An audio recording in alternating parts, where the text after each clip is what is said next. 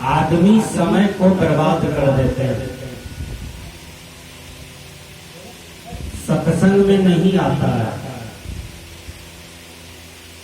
कहीं गीता का पाठ हो रहा है वहां पर नहीं जाता है, रामायण पाठ होता है वहां नहीं जाता है, कोई संत महापुरुष उपदेश करते हैं वहां भी नहीं जाते हैं।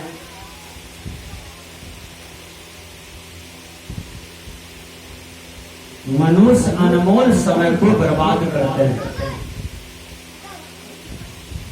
इसलिए नाना प्रकार के दुख को भोगते हैं। नाच में, ड्रामा में, सिनेमा में, मोबाइल में, फेसबुक में, फिजूल बात में, निंदा में, शिकायत में जीवन बीत जाता है। जहां पर कल्याण का धाम है, कल्याण का साधन है, वहां पर मनुष्य को पहुंचना चाहिए। जो समय बीत जाती है वह समय लौटेगा? नहीं लौटाएगा। अब की पछताई क्या भया जब चिड़िया चुन गई थे। कोई आदमी 10 एकड़ में मकई गेहूं लगा दे, कभी कौवा मैना उड़ाने के लिए न जाए तो हानि में वही आदमी न रहेंगे, उसको लाभ थोड़ा होगा? नहीं होगा, क्योंकि सब चिड़िया उसकी मकई गेहूं को चुन लेते हैं और बाद में वो सीना फाड़ के पलटाते हैं, सीना पर मुक्का थप्पड़ मारते हैं। जब चिड़िया खेत चुन जाता है तब, जिस समय चिड़िया खेत चुनता है वह समय वह पहुंच जाए तो कोई दिक्कत है? फसल भी हो जाएगा, खेत भी बच जाएगा, जान भी बच जाएगा, काम भी हो जाएगा। सत्संग हो रहा है, ज्ञान यज्ञ हो रहा है, कथावाचक कथा कह रहे हैं, संत गुरुजन समझा रहे हैं, लेकिन मनुष्य इतनी कीमती समय को बर्बाद करते हैं। वहां पर जाकर के आधा घंटा, 20 मिनट, 10 मिनट, 1 घंटा, 2 घंटा, 3 घंटा समय निकाल करके बैठना चाहिए और उनके विचारों पर ध्यान देना चाहिए। क्यों देना चाहिए? क्योंकि मानव जीवन का कल्याण का साधन एक सत्संग के सिवा कहीं कुछ नहीं है। जब गाड़ी बिगड़ जाती है तो गाड़ी का इलाज कहाँ होता है? गैरेज में होता है ना। ये देखिए पंखा चल रहा है, पंखा बिगड़ जाए, इसका इलाज कहाँ होगा? गैरेज में होगा, जहां पंखा मिस्त्री है वहीं होगा। आप जमीन खरीदे हैं, कागज पत्तर बिगड़ जाए, नक्शा बिगड़ जाए तो उसका इलाज कहाँ होगा? कर्मचारी साहब हैं बैठे हुए विद्यानंद जी, दिलीप बाबू, वहीं ठीक होगा।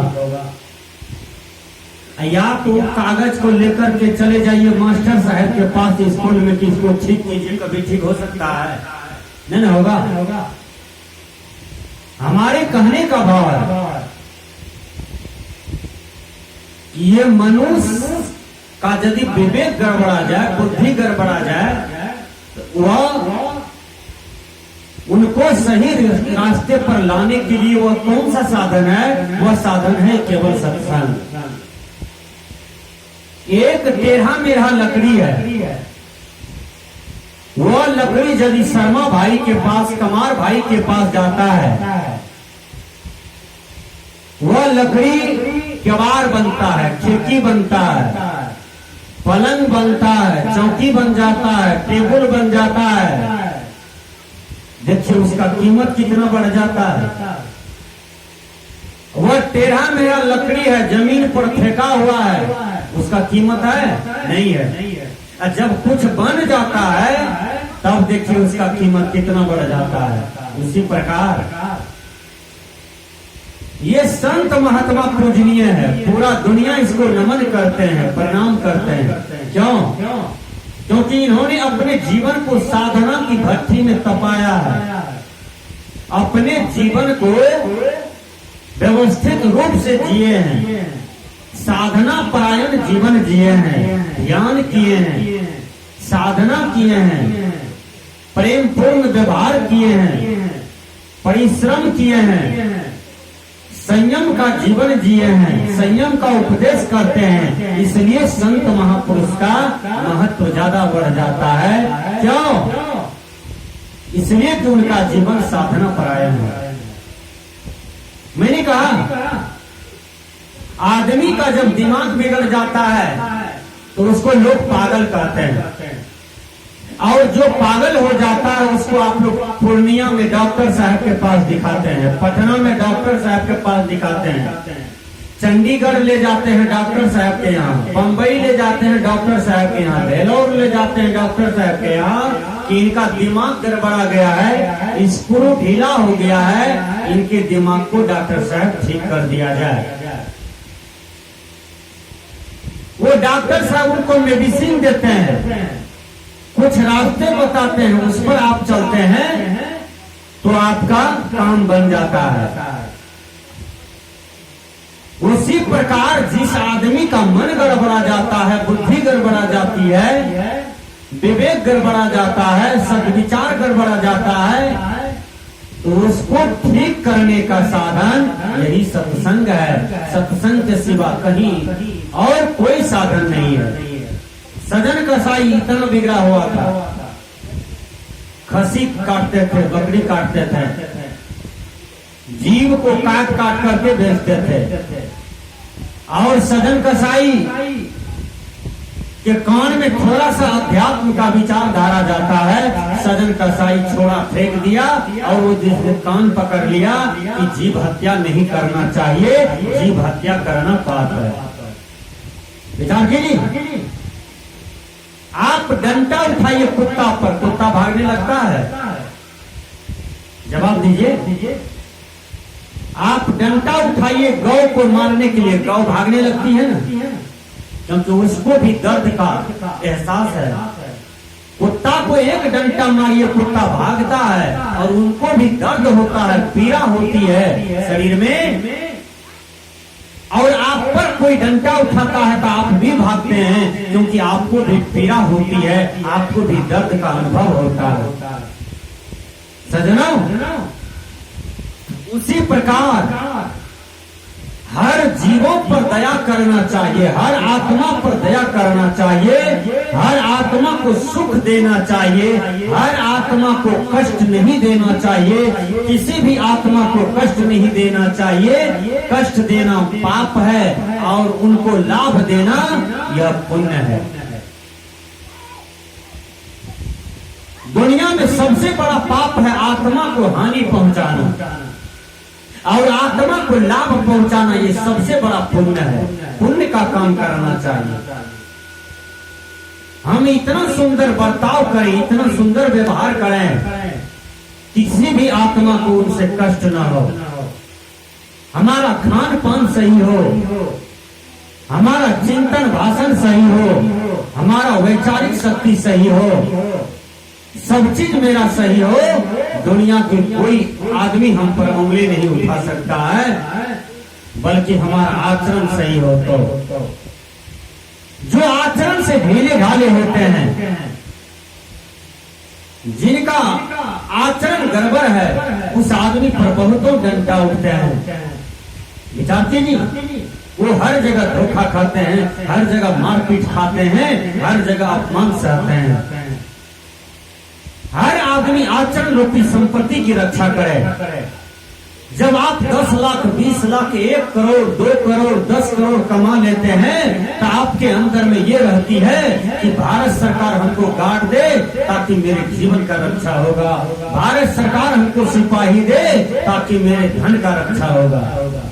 देखिए पंजाब में बड़े बड़े फैक्ट्री हैं, वहाँ पर सरकारी सुविधा है, उनके पीछे गार्ड है, उनकी संपत्ति का रक्षा करने के लिए गार्ड है। उसी प्रकार अरे ये तो बाहरी धन को रक्षा आप कर रहे हैं, जो आपका वास्तविक धन है वो धन है आपका आचरण। आप बस में, ट्रेन में, किसी भी गाड़ी में लिखे हुए देखते हैं कि अपना सामान का रक्षा आप स्वयं करें, उसी प्रकार आप अपने आचरण की रक्षा स्वयं करें। विचार कीजिए, जो चरित्र रूपी, आचरण रूपी धन की रक्षा करता है वो संसार में कहीं धोखा नहीं खाता। मां सीता को रावण लंका ले गया, सीता को लंका रावण लेके चला गया और सीता को बहुतों दिन तक रखे अशोक वाटिका में। भगवान राम जब रावण को मार दिया, रावण मर गए, विभीषण जी महाराज को गद्दी सौंप करके भगवान राम उस दिन सुग्रीव हनुमान जी के साथ अयोध्या लौटते हैं। मां सीता को भी लेकर के आते हैं। मां सीता जब 1-2 दिन अयोध्या में रहती है, उसके बाद प्रजा लोगों ने मां सीता पर कलंक थोप दिया। ध्यान दीजिए, आप किसी भी पर पुरुषों से बार बार बात करो, उसके साथ उठो बैठो, आपको कलंक लग सकता है। गुरुवर कबीर ने कहा ऐसी संगति का त्याग करना चाहिए। किसी भी नारी बेटी के साथ, किसी की पत्नी के साथ बार बार बर्ताव करो, बार बार फोन करो, बार बार उठो बैठो, तो आपके जीवन को कलंक लग सकता है। इसलिए ऐसे संगति का त्याग करना चाहिए। संदेहास्पद का जीवन भी नहीं जीना चाहिए। विचार कीजिए, मां सीता को प्रजा लोगों ने कलंक लगाया और भगवान राम ने सीता मैया का त्याग कर दिया। अग्नि परीक्षा लिया गया, मां सीता को त्याग कर दिया। मां सीता वनवास में रहती है और वनवास में जब रहती है, वनवास से जब अश्वमेध यज्ञ भगवान राम करते हैं तो सीता को बुलाते हैं, सीता भी आती है और उस समय गुरु के सामने उसका परीक्षा लेता है। और प्रजा लोगों ने कहा जो अपवित्र नारी है उसको यज्ञ में भाग लेने का कोई अधिकार नहीं है। प्रजा ने कलंक ठहराया, अयोध्या के प्रजा ने, और मां सीता का परीक्षा लिया गया। मां सीता कहती है, हे मां भगवती, ये संसार में परीक्षा देते देते मेरा मन थक गया है। मैं सती नारी हूँ, मैं श्री राम के सिवा किसी भी पुरुषों का चिंतन नहीं किया हूँ। यदि मैं श्री राम के सिवा किसी पर पुरुषों का चिंतन किया होगा, हे भगवती माता, हे भगवती माता, मेरे पति श्री राम है, मैं श्री राम का ही नाम लेकर के सोती हूँ, जागती हूँ, उठती हूँ, बैठती हूँ, पति के मुख के सिवा मैं किसी को नहीं देखी हूँ। इसलिए हे माता भगवती, यदि मैं सती नारी हूँ तो मुझे आज अपनी गोद में स्थान दे दो, स्थान दे दो, स्थान दे दो। और धरती फट जाती है, माँ भगवती निकलती है और माता सीता दौड़ करके माँ भगवती के गोद में बैठ जाती है और श्री राम भगवान का नाम खोलता है। भगवान कहते हैं सीते सीते सीते तुम कहीं नहीं जा सकती हो, सीते सीते तुम कहीं नहीं जा सकते हो। तब सीता रो रो करके कहती है, हे भगवान, मेरा इतना ही दिन तक आपके साथ जीने का था, मैं जी लिया और अब मुझे इस पृथ्वी से इस पृथ्वी पर से जाने से कोई नहीं रोक सकता है। मेरा समय पूरा हो गया। भगवान मुझे आंच न करें, मुझे अड़चन न दे दें। इसलिए आपको मैं 2 पुत्र सौंपता हूँ। हे भगवान, आप ये लव और कुश को लीजिए और अपना राजभोग कीजिए। माँ सीता माँ भगवती की गोद में बैठ करके अपने लोक चली जाती है और भगवान राम सीता के वियोग में तड़पते तड़पते रह गए। लेकिन माँ सीता अकेली चली गई, उसके साथ राम भी नहीं गए। राम जी जब दुनिया से अकेले चले गए तो उनके साथ उनका तीनों भाई नहीं गए, उनका गुरु नहीं गया, उनका माता नहीं गया, कोई उनका साथ में नहीं गया। विचार कीजिए, सती नारी के सत है महान, सती नारी माता अनसुईया।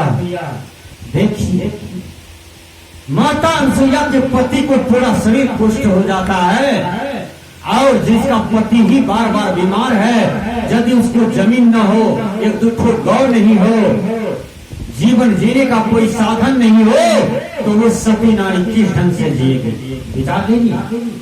माता सीता मजदूर, माता सती अनसुईया मजदूरी करके और यत्र तत्र भिक्षाटन करके पति का सेवा करती है और सेवा करते करते माता सती अनसुईया महान हो जाती है, दिव्य दृष्टि की प्राप्ति कर लेती है।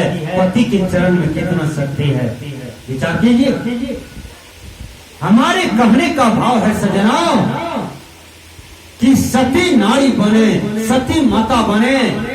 दुनिया में एक सती हुई पार्वती, एक सती हुई सीता, एक सती हुई सती अनसुईया, एक सती हुई सावित्री। ये सब सतियों की गिनती में है। तो सत्य पर जो नारी चलती है उसको सती नारी कहा जाता है, उसमें शक्ति चली आती है। एक सती नारी थी, वह जब सुबह जगती है तो पति को प्रणाम करती है। ठीक से सुनिए, प्रणाम करके वह स्नान करती है, स्नान करके वह भोजन बनाती है और भोजन बना करके पति को खिलाती है, ससुर को खिलाती है, सास को खिलाती है, बाल बच्चे को खिला देती है, तब अपने खाती है और 9 बजे के अंदर में सबको भोजन बना करके खिला देती है। बच्चे को स्कूल दे आती है, स्कूल से समय पर ले आती है, सास ससुर को कपड़ा खींच देती है और पति का कपड़ा खींच करके सुखा करके टंगनी पर रख देती है आयरन करके। और पति जब काम करके आते हैं तो पति भगवान को प्रणाम करते हैं, फिर शाम का भोजन बना करके पति को भरपेट खिलाते हैं, तब गरम तेल लेते हैं, पति को ठहना से लेकर के एड़ी तक खूब बेचारी खूब उसको एकदम बढ़िया से जांचती है, सेवा करती है। विचार कीजिए, भर दिन पति हल चलाए हैं और पति कहते हैं हे गुड़िया कुमार कंटा दुख होवे छे पर जापी दो, अहाँ के कोरिया पागल नहीं जाए, अहाँ सती भेलिए।